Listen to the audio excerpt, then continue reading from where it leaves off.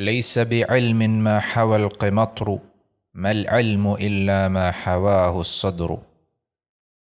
I was making progress with my hifz. Every month I was getting closer and closer to finishing the Quran.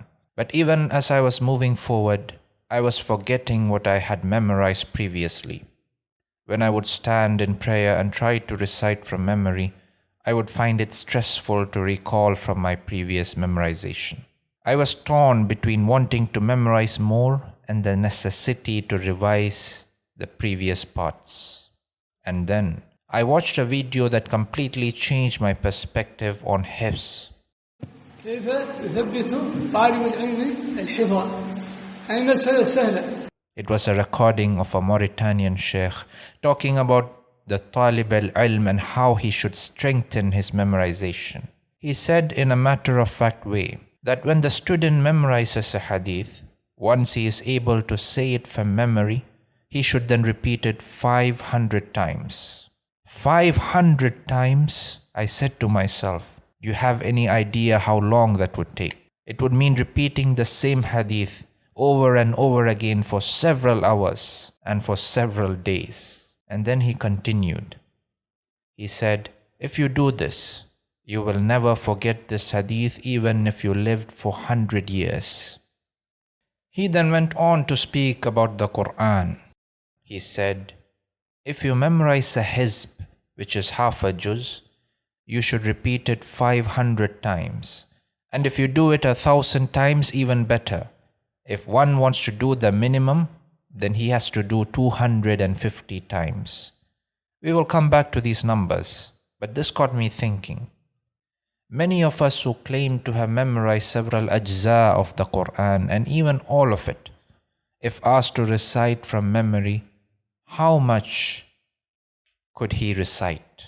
The important question I want you to ask yourself is, do you just want to say that you have memorized a certain amount from the Quran, or do you want these ayat in your heart, sure about every letter and able to recall it easily at any time? Allah says, بل هو آيات بينات في صدور الذين أوتوا العلم وما يجحد بآياتنا إلا الظالمون. Isn't it better to memorize a small portion with such thoroughness than to complete the whole Quran and not remember much of it? Now coming back to the number of repetitions, I watched some more videos about the techniques they used in Mauritania and other countries. One of the sheikhs said that they view the minimum amount of repetition that is required when you memorize something is 70 times. The students with him, however, repeat a page 400 times, 100 times facing each direction, north, south, east and west. You might think that this is impossible, but if you do the math, you will find that in an hour, you can repeat a page 30 times, even more if you read a bit faster. This would mean spending several days repeating the same page, and especially if you have a busy schedule, this will take a longer time. But once you're done, inshallah, you will never forget that page again, given that you revisit it occasionally.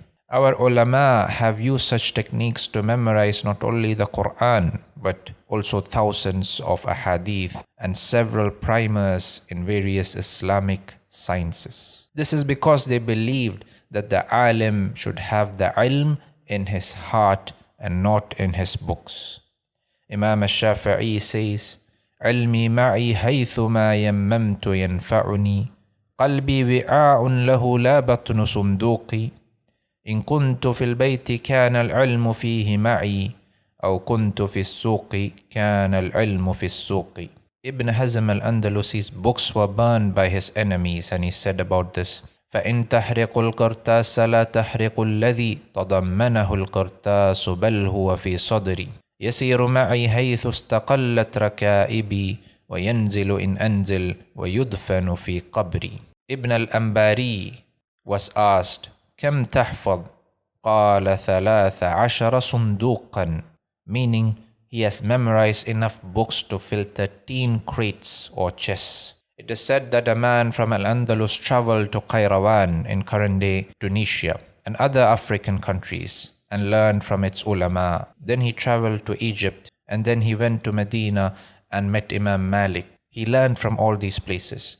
Then he left to Iraq and took from the ulama there. Finally, he went to Sham and learned from its ulama. And when he wanted to return, he carried a huge library with him on the ship, but in a place known as Tudmir. The ship sank.